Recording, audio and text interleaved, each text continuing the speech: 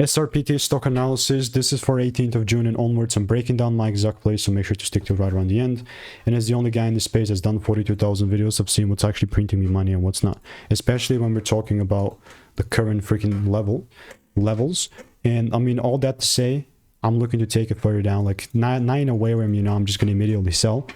But all I'm sticking to, simply put, is just my rules. You know what I mean? Like, I do have 42,000 videos made. And even if I pop up here, SRPT, you can see 10 results are popped up here. So unless there is a big catalyst or some crazy breaks above 43 bucks, which it needs to just double, you know, 100% up, which is, I'm not saying it's unrealistic. It's definitely realistic.